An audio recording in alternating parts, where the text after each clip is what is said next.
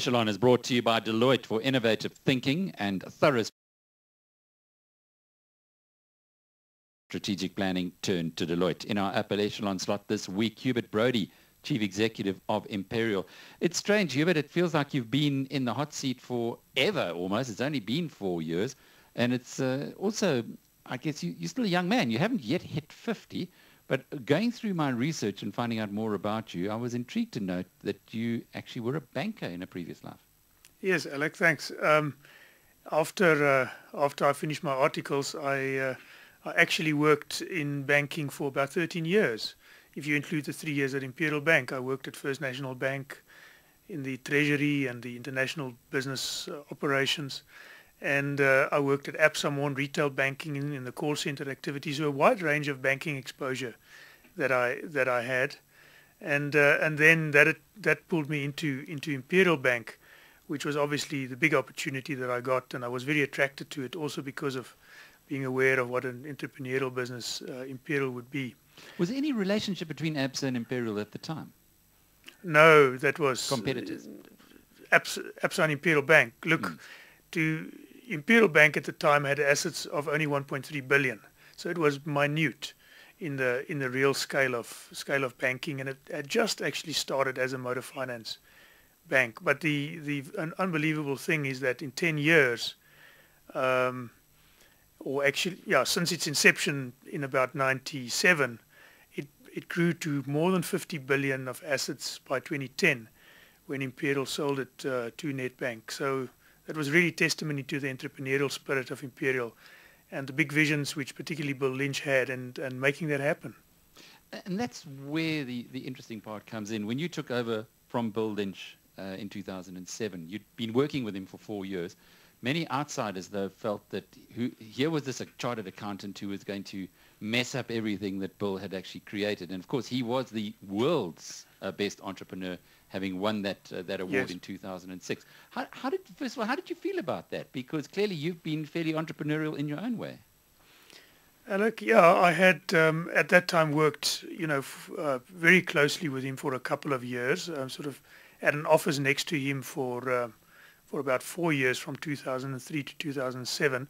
So one did get exposure to a lot of his thinking, and generally of the thinking and the culture of Imperial as a whole. But no doubt when Bill passed away and I got the nod, it was extremely daunting, because we also were at a point where we knew certain structural adjustments had to be made to the group. So, it wasn't completely business as usual, as you well aware, which is probably a bit of an understatement. We needed to deal with things. The aviation industry was really in a difficult time. We needed to sell the aviation business. We saw that our balance sheet was way overweight with borrowings that came out of the leasing industry. We were starting to look like a bank, and we needed to restructure that and basically split the Imperial between its asset-heavy businesses and its retailing and trading-like businesses. So it was a very deep structural thing that needed to happen at that time. And I was aware that it was going to be a difficult phase. You say it needed to happen. Why? Yeah, the scale of Imperial became such. It became a business that just didn't have that kind of ability to move and to be flexible and to be able to react quickly in the markets, to borrow as we could in the past, because, as I said, it started to look like a hybrid between a bank and an industrial business. One of the examples is the total funding facilities of the group for all of the assets, the aircraft that we had, the big leasing books. We were at some stage around 20 billion of funding. Now that's a big number to just purely fund out of the local South African markets, and we simply would not have had the capacity to grow if we hadn't split the group and if we hadn't got out of the aviation industry. A very complex business as well, and I think that was where a lot of the investment analysts were concerned at the time that you took over. It was almost like, well, this is the house that Bill built. He knows all the complexities. Who else could? Yet you said about simplifying things pretty quickly. Did you have much internal resistance?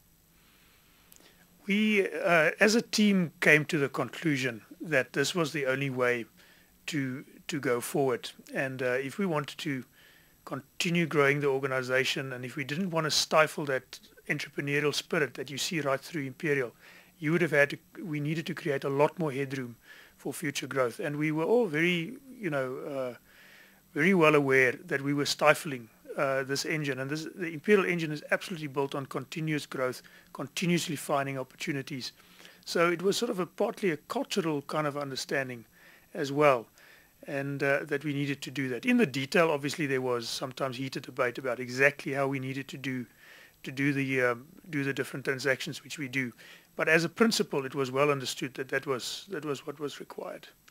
Sometimes I get quite frustrated with people in my sector, in the financial journalism sector, when they don't understand that the language of business, in fact, is accounting. Now, that's something that you've never had a problem with, having been a chartered accountant. But is it difficult, or how in a complex business like that, which you have to make radical changes as you had to do at Imperial, how does one communicate that to staff who generally don't understand the language of business or accounting as well as you do? Alec, you need to translate it into very understandable messages, and then that same message one needs to consistently speak for quite a while during that period. You give the message just once, people might not take you that seriously, or just a couple of people understand it at that time. But if you consistently speak that simple business-orientated message, not a technical accounting kind of message, because that wasn't our issue. It wasn't technical accounting issues. It was actually how do we run the business in the future. So consistently talk about the message, repeat it. Sometimes boring for people that's heard it a couple of times. But in that way, we needed to reach the top 300, 400 people. That's about the top management team of our group, and they all needed to understand which changes had to be made. Hubert, you presumably travel a lot. You've got considerable interests outside of South Africa. Yes, I do. Mostly to Germany. We have a very important business in Germany, our shipping and ports logistics business there. And I'll be on my way there soon again. And but we're a very sort of a close team with our colleagues in Germany. So it's fun to go there. We know each other very well. We really deeply trust each other, and we want team. So I also enjoy the interaction. I sometimes am a little bit sorry that I haven't made the effort to learn German, because that would have even made the enjoyment of it even more. What about here on the continent? Because you do have operations going as far north as the DRC. Do you get into your trucks from time to time and go and see what's happening on the ground? Yes, I do. I visit our operations in Africa. I've done that recently as well. But a lot of our operations in Africa are still based in South Africa, and it does long distance sort of legs out of South Africa along the important corridors. On the other hand, what's put a different dimension in our business are the different distribution depots through the acquisition of CIC that we now have in a number of African countries. And that has created specific head offices in a couple of countries, which could really be the nucleus for us as we grow across the continent. And as we already have an operational activity with administration management structures in a number of places now, which I see as a great opportunity for us. Just on a personal basis, you came to the job at a young age. In fact, you've had responsibility at a young age, and you've been thrust into the media spotlight over the past few years as chief executive of such a big company. How do you find, first of all, the advantage or disadvantage of being a young chief executive? Alec, it certainly is somewhat daunting in the beginning. Maybe sometimes when one is a little bit naive, maybe you don't see completely the complexity and the issues that's ahead of you. It is also so that one is not, often one of the younger members of the total management team, because ultimately we're a whole team running the group.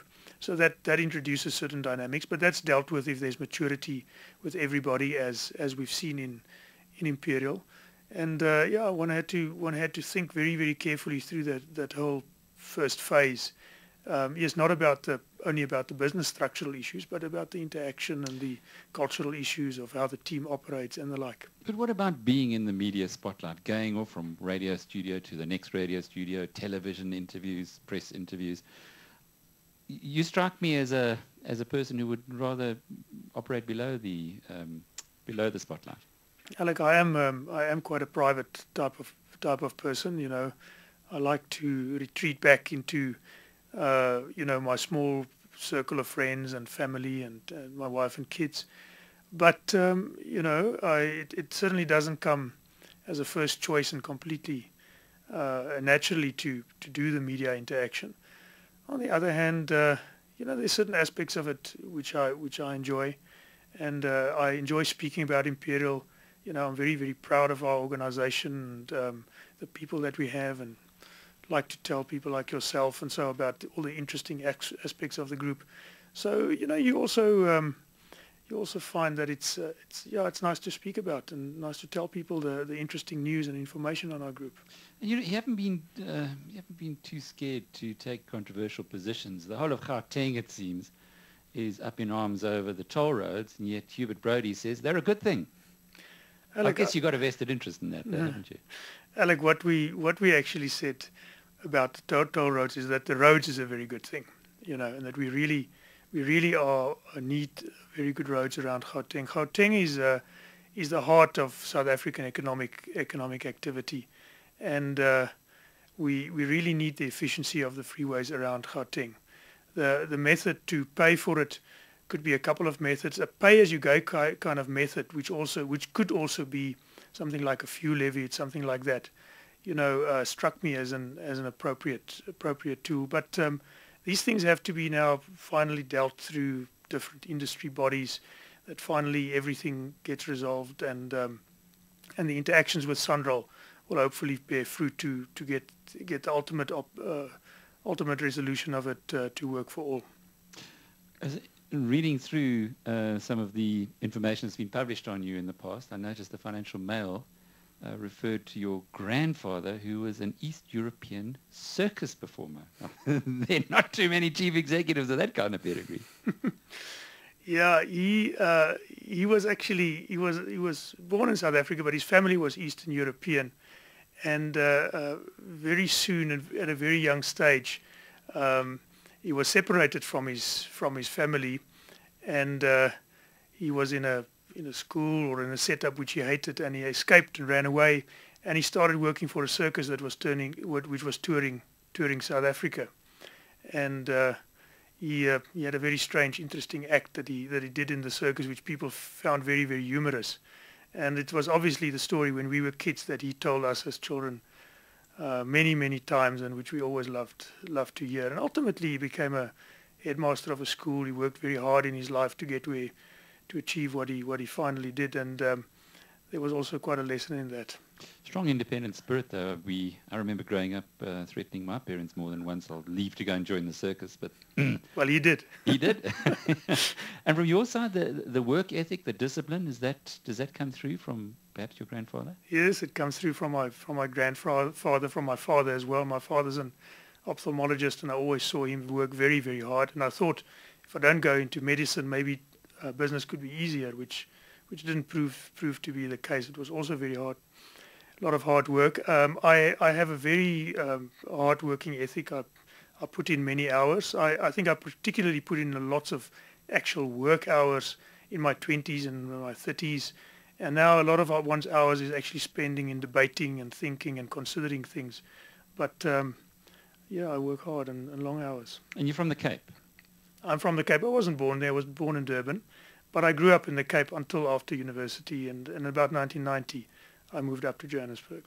What people would not realize is that you could be described as a member of the Stellenbosch Mafia. Well, at least you went to Stellenbosch University. Is the old, jokes aside, is the old boys network of the ex-Stellenbosch students strong?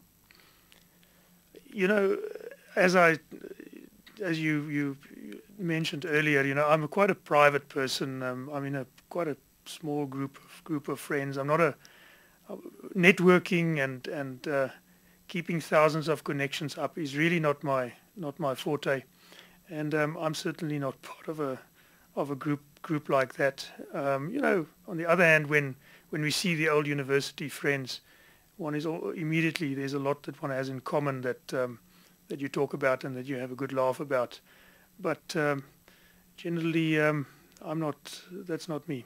A bit like Bill in that way. Yeah, I'm quite private.